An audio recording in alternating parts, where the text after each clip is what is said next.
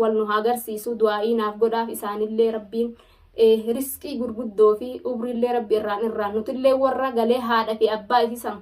khaaddamatu rabbii riskii itti kennee haadha fi abbaa ifisan tajaajilatu rabbi nu haa. Assalaamu alaykum warahmatullaahi wabarakaatu. Jirtan hordoftoota fi kabajamtoota keenya akkami nagaa qabdanii jirtanii jajjabaattanii isiniin jecha alhamdulillaahi rabbil aalamiin kunoo anis numan jira obboleeyyan kiyya qaalii fi gaarii akkami nagaa naaf qabdanii naaf jirtanii ubrii isinaa dheeressuu bakkuma isin jirtanitti isiniin jecha obboleeyyan kiyyaa kunoo har'allee deebi'eetiin jira gaa'ii alhamdulillah gammachuudha guyyaan isinii deebi'a inshaa Allah yoo rabbiin taate alhamdulillahi rabbil aalamiin. Egaa akkuma agartan gammachuudha har'a gammachuu ajaa'ibaa tanaan osoo isinii ta'e alhamdulillah isinilleen anuma wajjinuu baga gammaddan isiniin jecha insha Allah du'aa'ii naaf godha ilmaan kiyya babbareedaa sanillee insha Allah du'aa'ii naaf godhaa fi waa takkan ta'anii alhamdulillah kunoo akkuma agartan sanii egaa waan gaa jireenyi baadiyyaan godhin alhamdulillah lubbuun isaanii fayyaadha qabdi alhamdulillah rabbil aalamiin. Abbaan bilaalillee gaa hedduu sodaachaa dhaqee abbaan kiyya agartanii jirtan gaa baga abbaa kiyyallee wal bartaniin isiniin ja'a. Egaa abbaan wardaa kunoo alhamdulillah rabbi ubrii naaf haa dheeressu abbaa kiyya garuu gaafa nan biyyaa deemu abbaan kiyya akkanan jiru yaani akkatti areenni isaa kun gurraacha arriin qabu amma abbaan kiyya hedduu akka ammaan tanaan hoggam viidiyootti ilaalu nama guddaa ta'e alhamdulillah rabbil aalamiin rabbi ubrii naa dheeressu ummaan tiyyallee gaatanuma agartan sanii abbaa kiyyaa fi ummaa tiyyallee rabbiin ubrii dheeressee inshaa Allah haa godhu inshaa Allah du'aa'ii naaf godhaadha obboleeyyan kiyya. Kunoo abbaa kiyya sodaacha biinii fudhatee sodaatee gaa Ibrahim hedduu takka abbaan kiyya hedduu takka na fedhaa bas ni loleen guyyaa duraati efa sirraa takka ittillee bilbilee akkamii ijeellee nagaallee hin gaafanne jechuudha achumaan irraa badee inninis abdumatiyya gaa innilleen abbaan kiyya waan hin anjee bira waan hin kunneef jechuu abbaan kiyya hedduu takka waan na jaalatuuf akka nama biraa dhalimti na jaalata garuu ani ijoollee 10 qaba abbaan kiyya. Kurnanuu ijoolleen teenya alhamdulillah rabbil aalamiin ni jirti. Egaa akka nama biraan qabnetti na jaalata abbaan kiyya hedduu takka na fedha hedduu takka na jabeessa hedduu takka na kabaja anaa ilmoo isaa xiqqishoo dhalatan kootu taa'ii wardaati yana biraanii kootu wajjin qamaanaa kootu ni qamaanaa naan jee kootu waan ifi godhe hundaa'u silaa na goosisee fedha abbaan kiyya inshaa Allah yaa rabbii kiyya wardaati yaga. Hojjaa matarran kaachiisin inshaa Allah yaa rabbi bakka guddoon naa geejee du'aa'ii naa godhaa ture abbaan kiyya baadiyyuma san keessa gaafa jirruyyuu gaafumaan xiqqootu du'aa'ii akkanaan naa godha jechuudha inni takka yaa rabbi jee du'aa'ii naa godhaa du'aa'ii isaa sunilleen inshaa Allah naa qeebalamtee jirti inshaa Allah an takka hojjaa matarran kaanne inshaa Allah ganaafillee matarra kaadhuun taa'u obboleeyyan kiyya abbaan kiyya ka agartan sanii abbaa wardaan abbaa ishii fakkaatti muumee akkam ilaala. Abbaa kiyya agartanii turtan gaa'ii maashaallah tabaarakallah rabbiin ubrii naa haa dheeressu rabbii wal nu haa agarsiisu akka ijoollee tiyya argee dhungate kanatti inshaa Allah anillee na argee na dhungata abbaan kiyya. Egaa guyyaa abbaa kiyya gaamee taa'ii duraanis anumaattu abbaa kiyyaa fi obboleessa kiyyalleedhaan ummaa tiyyalleedhaan ittiin kenninaadhaa jeen garuu an abbaa bilaal kiyyaa aarsuufi miti hedduu takka innillee naaf nama kabajaati. Jaarsa kiyya jaalatama abbaa ilmaan kiyyaati kabajaa guddoo na biraa qaba jechuudha garuu rakkoo isaan fedhu ilmaan kanaa wajjin inni deddeemee baadilamuu hin fedhu saniifuu kophuma isaa haga bakka argatu haga bakka godhatu kophaa isaamee haa xiqqishoo tattaafatee eegaa Oromollee haa jiraattu Oromootiyya rabbiin ubrii dheertuu riskii bal'oo rabbiin isinitti haa kennu ilmaan Oromoo hundumti keessanuu bakka jirtanii wallaahi jazaan teessan jannatan isiniin ja'a. Egaa akkasitti abbaa bilaalillee bira dhaabbatanii kunoo kan beeynillee achuma keessaa rabbiin godheefi rabbiin obboleessa rabbii kalmatti ajajeefi isallee dabaan hin deemu innillee waan hin lubburraa ilmaan isaatiif hinallee jaalatuuf waan itti jallattee biyya tanarraa haadha mana isaatiin adda bahee ilmaan isaa guuratee deemuuf rabbiin rakkataa lafan kaa'u lafan keenya akkasitti yeroo gabaabduu keessatti dafee abbaa bilaalilleedhaaf mana mul'isee jechuudha obboleeyyan kiyya akkasitti manallee argate obboleessi rabbii tokko kunoo mana kana khalaas keessa jiraadhu anaa waa hundaa'uu si danda'a jeeni obboleessi rabbii sun akkasitti gaa rabbiin umrii isaa haa dheeressu mana godheefi ilmaan kan kee mana argadhe yaa haadha bilaal kiyyaa naan jennaan ani hammeenyaaf akka ilmaan isaa hammeenyaaf abbaadhaan taa'isi bira kan teenye hin jenneen ni beeka inni nu rakkoo isaan danda'u waan taateef cinqii isaa hin danda'u waan taateef rakkoo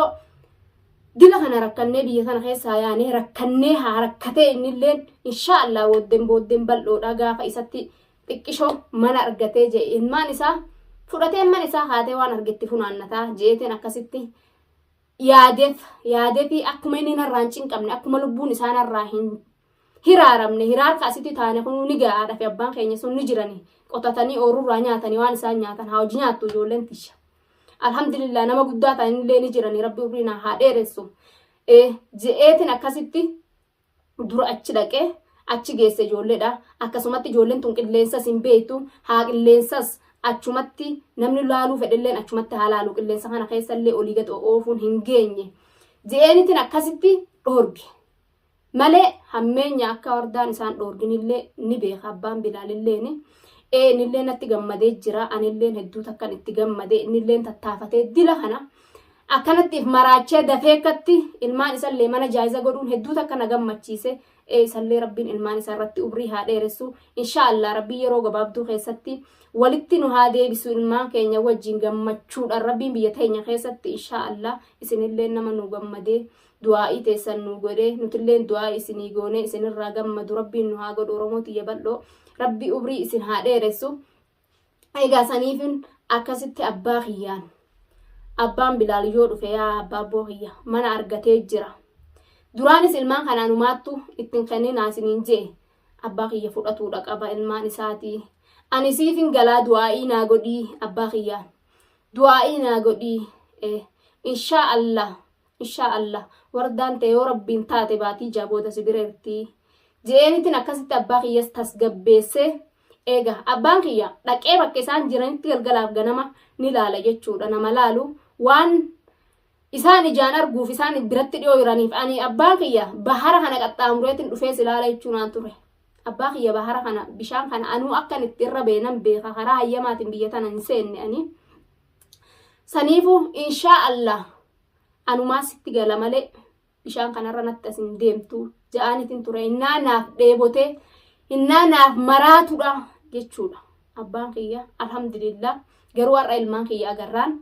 akka haphetti itti goggoge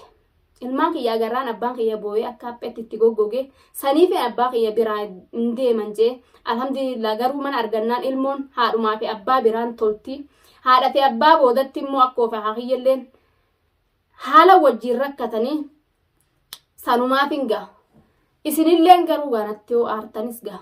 dhiifama naa godha abboleeyyan kiyya dhiifama akka naa gootan abdiin qaba abrahaam kiyyallee aarsuu fi miti hordoftoota kiyyallee aarsuu fi miti garuu ani akka rakkannee fi rakkuma tana cinqii tanarra haga inni xiqqisho waa wanni godhatu jechuufi malee waan biraati fi miti waan biratti fudhatinaa isinillee kun ogaa boodarra gammaddanii jirtanii alhamdulillah abbaa kiyyallee na gammachiisee jira hedduu takka na gammachiisee walla abbaan kiyya rabbi umrii naa dheeressu hogganan abbaa kiyya je'ee kana je'etti himadhee jiru hogga inni dhufe nagumaan fuula ifaadhaan gammachuudhaan naaqee bala abbaa ijoollee xiyyaa akkasin naaqee balanii naa gammachiisanii itti qalanii nyaachisanii obaasanii inni sodaatee biinii hunda fudhatee hadeeme jechuudha akkasitti nagaan odoo takkaa akka nama walittillee dhaarinittis amma dura gaaxiqqishoo walitti qirtaniinillee achi boo'echi deemee mitiire san hunda irraanfachiisan jechuudha warri keenya abbaan kiyyaa hayyuudha wallahi rabbi umrii naa dheeressu waa'ee san hunda irraanfachiise abbaa bilaal tasgabbeesse akkasitti bakka isaan jiranitti galgalaa fi ganama dhaqee ilaalaa ilmaan wardaa xiyyaati rabbiin keessa si haa jiraachisuu je'eeni akkatti naa qajeelche jechuudha gammachuun nyaachisee obaasee akkasitti naraa qajeelchee jechuun ilmaan kiyyallee alhamdulillah nagaa qaban humaa takka waan qilleensa biyyaati malee waa takka hin taane qilleensa biyyaati ka dhukkubullee mucaa sanillee guddaa sanillee ka dhukkubu qilleensumaa wal baratuu dadhabee guddaadhaa ammas beekaa qalbiin isaa haadhumti hafuu tanarraa huni cabxi bas xiqqaan sunis yaani waa maqaama kanaa ciccittaa'ee akkanatti qaamuma kana malee numa buufata sanis eegaa jireenya baadiyyaa kanas gaa wal baruun ni jabaatti nama gaa jabaatettu waa hunda injifata jabeenya feeti waa injifatuun adawwii hunda balaa hundaa'u sabrii feeti ani sabriin qaba obboleeyyan kiyya mee sabrii tana rabbii irraan itti siyaa ida'uu naan jaame akkuma garaa kiyyaa rabbiin naa haa ta'u garuu anganuman bakka guddoo gaa insha Allah jeetiin rabbii kiyya biratti sabrii godhee waa hundaa'u waan keessa dabre kana hundaa'u rabbiin kiyya boodumara naa qajeelchuu deema jeetiin of duran qaqqabu jechuudha. Mee akka niyyaa tiyyaa rabbiin haa ta'u isinilleen akka fedhii teessanii akka feetan rabbiin keessan isinii haa ta'u Oromoo tiyya. Egaa abbaan kiyyas akkasin na gammachiisetti abbaan Bilaal akkasitti ijoollee isaa fudhatee gara Adaamadhaa imalaa jira. Alhamdulillahi rabbil aalamiin. Egaa rabbiin qubsuma bareedduu ilmaan isaatii wajjin riskii rabbiin bakka qabu rabbiin ni qaba harki isaa bal'aadha rabbiin haa razzaqu. Inshallah riskiin isaaniitis kophaadha namni jiru tokko waan nyaatee dhugu hin dhabu abadan lubbuu rabbiin yaa khalaqe tana rabbuma itti yaadaa beeka. Tanaafu wani nu yaachisu illee hin jirtu alhamdulillah rabbiin uume itti yaada anilleen inshallah rabbiin dalagaa bareedduu naa heeru inshallah waa xiqqishuman ijoollee tiyya duubatti hafee galuu barbaada inshallah haajaa muraada keenya hundaa'u rabbiin nu haa guutu obboleeyyan kiyya isinilleen haajaa muraada keessa rabbi isinii haa guutu obboleeyyan kiyya. Eega warreen rakkachaa jiran warri hundinuu rabbiin rakkoo teessan ammatti daddafee isinaa furu anilleen rabbiin kunu inshallah na furee jira. Abbaa Bilaalilleen hedduu walitti aarree kaane alhamdulillah rabbi walitti nun aarsin rabbii waan nu aarsaanu idduu haa qabu waan nu gammachiisaa maleedha inshallah obboleeyyan kiyya qaqqaalii fi gaggaarii. Egaa habiyya namaa keessa jirtanii fi habiyya keessa jirtanilleen hundi keessanuu du'aa'ii teessan wardaa teessanii godha anilleen du'aa'iin isinii godha. Egaa wanni biraa takka ta du'aa'ii rabbii caaltu hin jirtu jechuudha. Alhamdulillahi rabbil aalamiin rabbiin maatii ta'e keessatti si haa galchu abbaa keetillee akkatti seeyii dheebote kana rabbiin dheebuu tante haa baasu jaadha mee du'aa'ii teessan naa godhaadha obboleeyyan kiyyaanilleen du'aa'uman isinii godha. Akkuma an ilmaan kiyya akkatti maraadhu kana gaa'ii innillee akkasumatti naa maraata ummaatti yadaran abbaa kiyyaan na fedhaani abbaan kiyya hedduu takkana jaalata ummaatti yarrallee anilleen isan jaaladha garuu silaa haadha hamtuuni ani garuu abbaa kiyyaan irra akka lubbutti fedha abbaan kiyyas waan akka lubbutti na fedhuuf jecha alhamdulillah isaan lachuu rabbii umrii naa haa dheeressu du'aa'ii naa godhaadha abbaan kiyya kunoo agartan sanii baga wal bartanii obboleeyyan kiyya du'aa'ii teessanii na bira dhaabbadhaa yaa rabbii kiyya ummaa Bilaal tana dafii galchi abbaa Bilaalillee laal sammuun isaa akka boqonnaa fudhattu abbaan Bilaalilleen ija duraa na dhabuu hin danda'u obboleeyyan kiyya. Egaa amma inni ijoollee tana daranuuti iyyuma faattu katti iyyisiisa inshallah rabbiin na haa galchu dafeetti. Egaa jaaladhee jalaan hafne anilleen akkasuma wajjiin gammachuun qalbii takkaan raahaa wajjiin fudhachuun man danda'a inshallah warra wajjiin raahaa godhu riskii gurguddoo rabbiin itti kennee haadha fi abbaa ifillee kaaddamatu rabbiin nu haa godhu du'aa'ii nuuf godhaan isiniin jaarratanumaaf hin gammachuu tiyya ibsatuuf as gubbatti ol ba'e obboleeyyan kiyya qaalii fi gaarii hayyee haga gammachuu biraati walitti deebinutti nagaan naa turaan isiniin jaarra.